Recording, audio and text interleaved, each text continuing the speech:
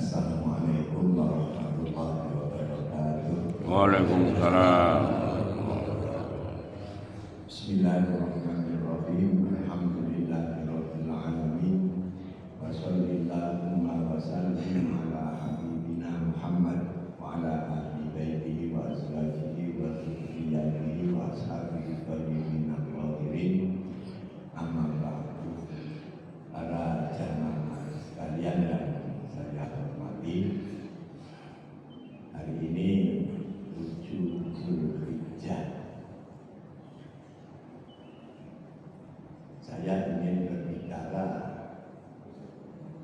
sekitar korban di dalam Al-Quran. Ada dua peristiwa korban yang diabadikan di dalam Al-Quran. Yang pertama di surat Al-Maidah ayat berapa itu? 27 kalau tidak salah. Watlu alaihim naba'a bani Adam bil haqqi idh qarraba qurbana fatuqbila min ahadihima wa lam yutaqabbal min al-akhar qala la'aqtulanna qala innama yataqabbalu Allahu minal muttaqin la in tasaddaqa ilayya yadan fataqulani ma ana bidasiti yadiya ilayka la'aqulan inni akhafullaha rabbal alamin inni uridu an tabu'a bi-ismi wa ismika min ashabin nar wa dzalika jazaa'u dzalimin wa qawwa'at lahu nafsuhu qatla akhihi fa qatalahu fa asbaha minal khasirin.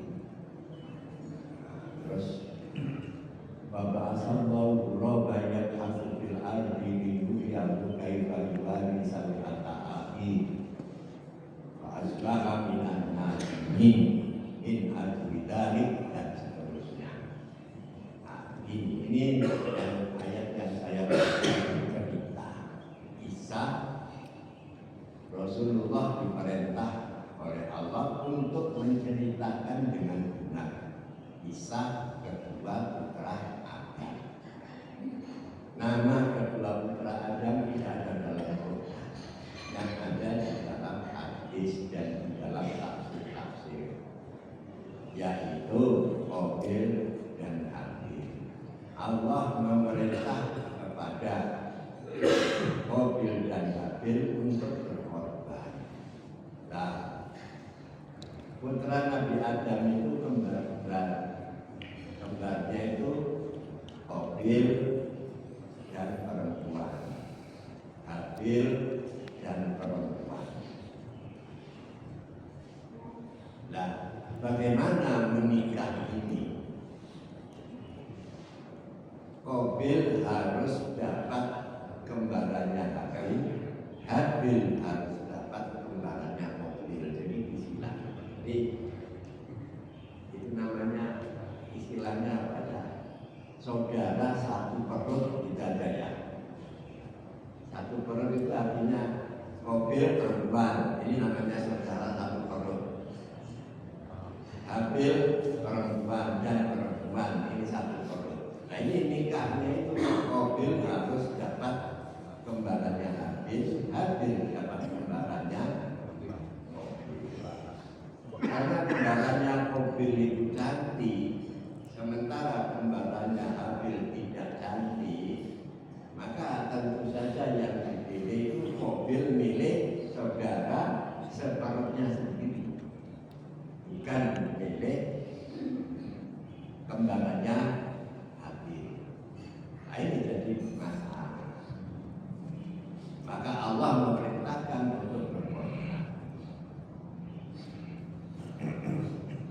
Si Habil ini seorang peternak, maka dia memilih kambing yang terbaik. Kemudian si Qabil ini petani, milih buah-buahan yang nyaris sudah hampir membusuk. Yang penting korban. Oleh karena korban Habil ini yang terbaik, diterima oleh Allah. Sementara korbannya Qabil asal-asalan yang terpisah, maka tidak diterima. Karena tidak diterima inilah Qabil tidak diterima, tidak rela. Aku pasti akan membunuhkan. Dijawab oleh Habil, seandainya engkau membunuh aku tidak akan hasrat membunuh kamu. Maka ambillah dosa saya dan dosa kamu nanti kepada Allah, yaitu akan masuk ke dalam neraka. Akhirnya terjadilah pembunuhan. Ketika terjadi pembunuhan itu, si Qabil bingung, ya Pak No. Maka ayat tadi Bapak Asallahu berrokan Allah mengutus burung gagak. Ada 2 burung gagak yang berperang. Salah satunya mati. Maka si gagak yang hidup ini ngeruk-ngeruk tanah. Setelah agak dalam, yang mati dimasukkan ke dalam tanah terus ditinggal. Maka si Qabil Qala ya wailah celaka saya. Kenapa saya kok tidak bisa meniru si burung gagak? Akhirnya si Habil ditangkap. Nah, para jamaah sekalian yang saya hormati, saya ingin mengomentari yang terakhir ini. Aba asallahu rabba yang fil ardi yang kaifa bali salat akhir. Allah ya wailata ajaz an akuna misla hadzal rabbi wa wariya sawata afi. Saya kok enggak bisa melakukan apa yang dilakukan oleh binatang. Artinya apa? Manusia itu beda dengan binatang. Manusia itu kalau tidak diajari bodoh. Binatang instingnya lebih tinggi daripada manusia. Tidak diajari bisa. Contohnya kita lihat anak penyu begitu netas dari tanah pinggir pantai langsung pergi ke laut. Tidak ada ceritanya anak penyu kesasar masuk hutan, itu tidak ada cerita. Kenapa? Itu insting. Sejak keluar dari telur langsung lari, nggak mencari apa, langsung lari cari makan. Tidak tergantung sama ibu. Sebab kita lahir tinggal sama ibu kita mati.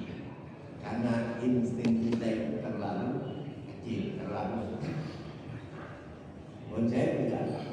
Paling kalau dikasih apa itu, saya tetek ya. Lalu mencari-cari, itulah insting kita cuma sekedar. Tidak bisa seperti binatang-binatang yang ada di bumi ini. Artinya tanpa belajar manusia bodoh. Para jamaah sekalian yang saya hormati, kembali pada cerita Qabil dan Habil. Kenapa korban Qabil Habil diterima dan korban Qabil? Karena Habil mengorbankan yang terbaik itu untuk Allah. Sementara si Qabil asal-asalan yang terpisah, yang penting berkorban. Oleh karena itu ini mengandung pelajaran yang luar biasa. Jangan berpikir ketika kita berurusan dengan Allah, kita memakai pola pikir yang terpisah atau yang penting kewajiban sudah kita laksanakan. Sebab pemikiran seperti ini itu artinya kita melakukan sesuatu dengan standar paling rendah. Ketika kita cari persoalan dunia, all apa saja kita lakukan, pokoknya apa. Tapi ketika berhadapan dengan Allah,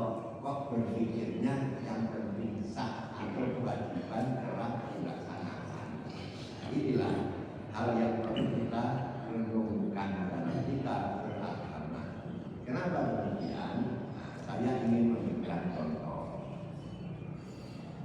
Saya sholat pakai kaos kutang, kemudian pakai kalot di atas, di bawah lutut. Sah apa enggak? Semua kita akan mengatakan sah, karena syarat minimal sudah terpenuhi, yaitu tertutupnya aurat. Sekarang pertanyaannya, apakah itu akan kita lakukan? Sementara kita keluar rumah saja pakai celana necis, apalagi menghadap kepala desa, mandi dulu, sisiran, macam-macam. Tapi kepada Allah cuma sekedar pakai kaos kutang dan kurung. Ini pola pikir dengan standar minimal kepada Tuhannya. Mestinya yang terbaik itu yang kita lakukan untuk Allah. Nah, jadi jangan berpikir dalam hal kita beragama itu yang penting sah atau yang penting kewajiban adalah hukum. Bagaimana pola pikir kita berubah menjadi yang terbaik kita lakukan untuk Allah. Sholat yang terbaik itu yang bagaimana? Tentu saja yang tepat waktu dan dilakukan secara jamaah. Sholat yang di bawah standar itu sholat yang bagaimana? Atau pakai standar minimal, yaitu zuhur akhir, asar akhir, maghrib akhir, isya akhir, cuma subuh seprodo awal. Berarti foto akhirnya kabeh. Ini namanya standar minimal. Walaupun akhir itu sah, tapi ingat itu adalah standar minimal. Atau dengan kata lain, yang penting kewajiban berlaku. Kepada Allah urusannya bukan cuma yang penting sah dan yang apa itu kewajiban telah selesai. Tapi bagaimana kita berbuat untuk coba kita apa itu tengok ke belakang bagaimana Imam Ali bin Abi Thalib sampai dikantor oleh Quran. Wa minan nasi man yasri nafsahu biha Illahi wallahu rahufun bil ibad. Sebagian manusia ada yang menjual jiwanya hanya punya keinginan untuk mencapai ridho dari Allah, dan Allah Maha Pengasih terhadap hamba. Apa maksud ayat ini? Ternyata ayat ini mengkafir Imam Ali bin Abi Thalib yang mengorbankan jiwanya demi mencari ridho Allah. Jadi sebegitu komitmennya terhadap agama ini sehingga nyawanya dianggap apa itu barang murah. Ini peristiwa apa ini? Wanan nasi mayasri nafsahu wa amarulillah. Yaitu peristiwa hijrah. Imam Ali diperintah Rasulullah untuk tidur di tempat tidur Rasul. Sementara Rasulullah pergi dengan Abu Bakar ke Madinah. Artinya Imam Ali dipertaruhkan nyawanya demi mencari ridho Allah. Imam Ali bersedia, berarti beliau mempertaruhkan jiwanya demi mendapat ridho kepada Allah. Itulah kalau berurusan dengan Allah. Nah, para jamaah sekalian yang saya hormati, selanjutnya bagaimana Imam Ali itu berbuat bahwa semua aktivitasnya untuk Allah. Ketika terjadi perang Khandaq, jagoan Quraisy itu orangnya luar biasa kuat. Sehingga para sahabat yang ditantang untuk duel dengan Al-Hujju Quraisy ini banyak yang tidak berani karena memang badannya kokoh dan memang jago. Kan kita yang berani cuma Imam Ali. Maka Imam Ali disangoni Rasulullah pedangnya, yaitu namanya Dzulfikar. Rasulullah itu suka memberi nama barang-barang yang dicintai.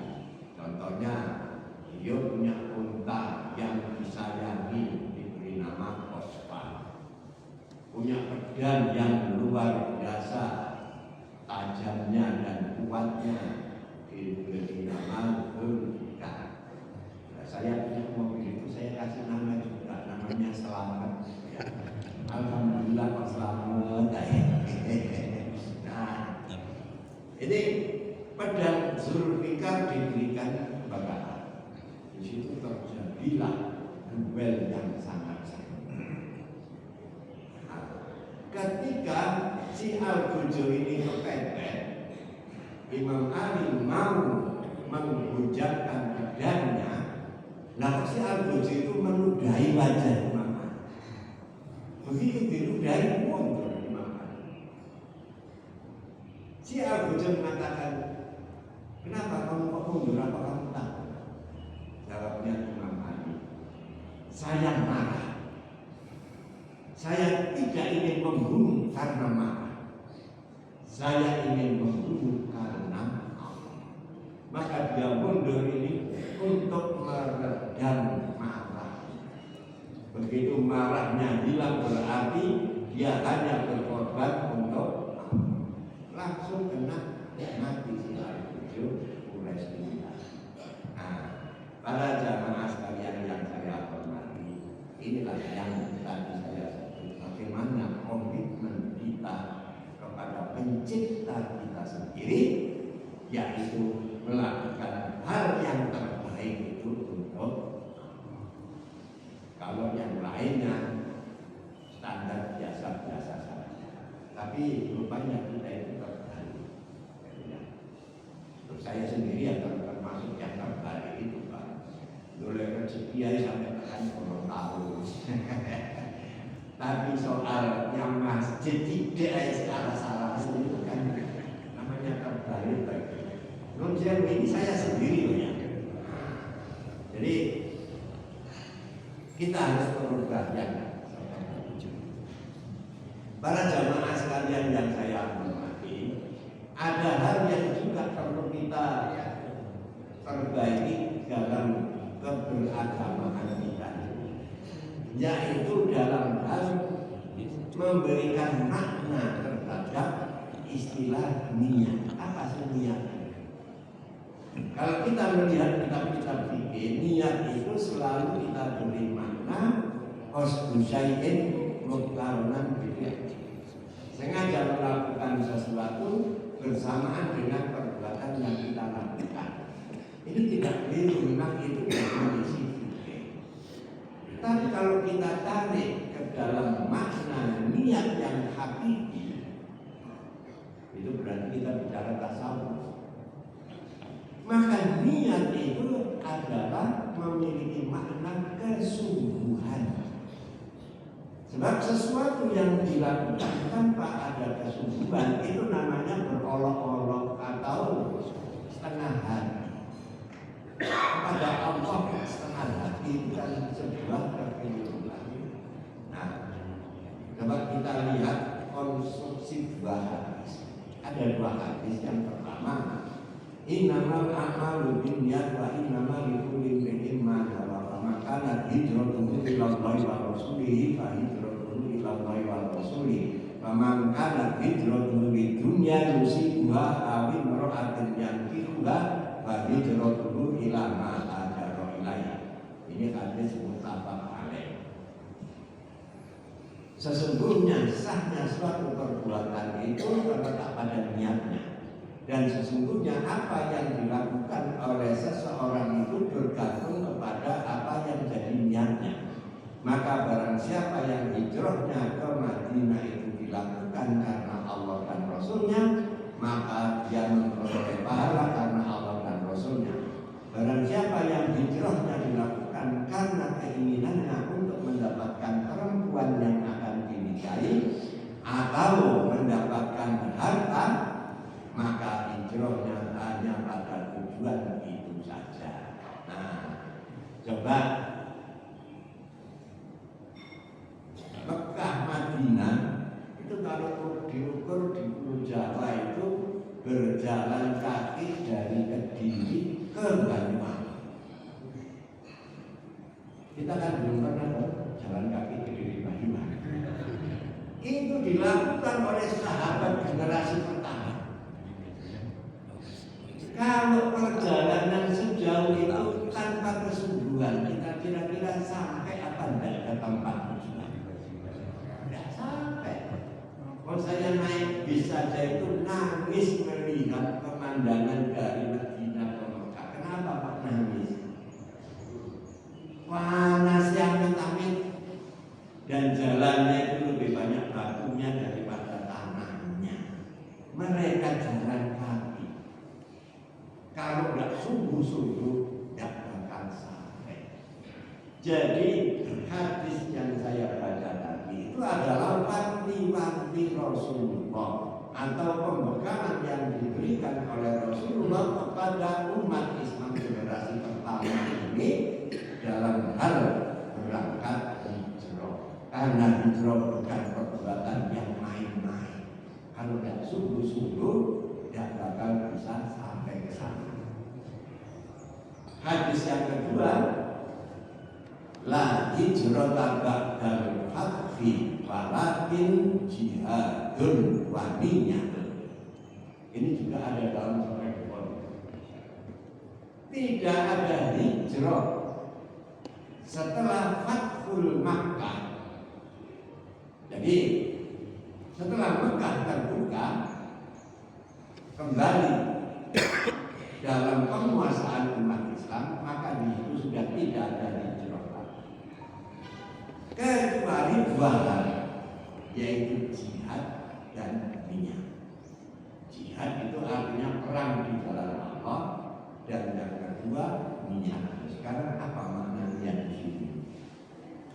Tentu saja memiliki makna kesungguhan dalam melaksanakan perintah-perintah Allah. Kalau tidak ada kesungguhan, itu namanya kita tidak niat. Orang yang kerjanya tidak niat itu namanya setengah hati atau berolok-olok. Maka Allah mengingatkan di surat apa itu Zumar, antakula nafsu ya hasrata ala ma harratu fi jambillahi wa in kuntu laminas sabirin.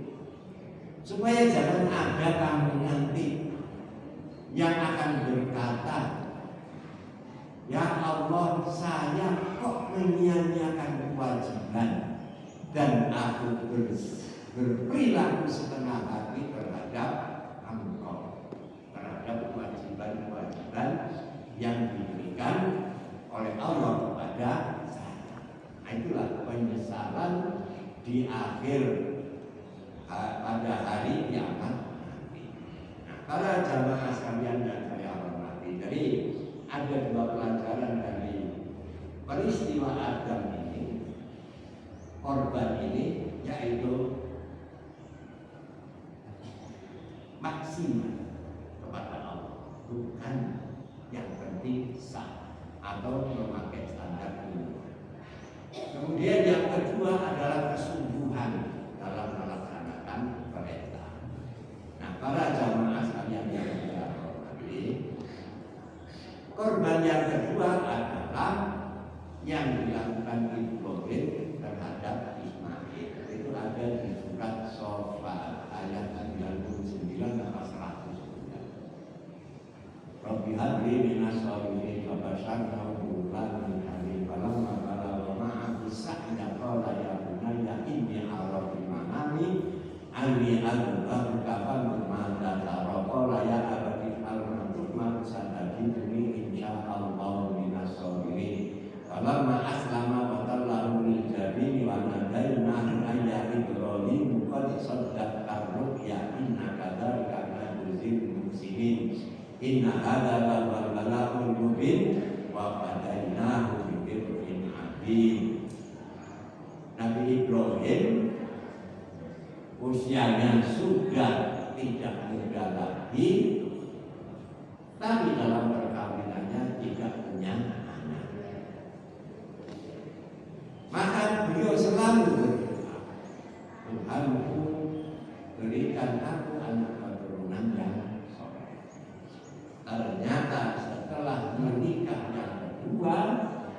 dengan budaknya sendiri, yaitu Hajar, mendapatkan putra. Putra itu disebut dalam Al-Quran Halim. Nah, para jamaah sekalian yang saya hormati, saya perlu memberikan perbedaan. Di dalam Al-Quran itu ada dua istilah, fabasharnahu bigulamin halim. Kami beri kabar gembira dengan datangnya seorang anak laki-laki yang penyantun. Di lain ayat fabasharnahu bigulamin halim. Kami beri kabar gembira dengan datangnya anak laki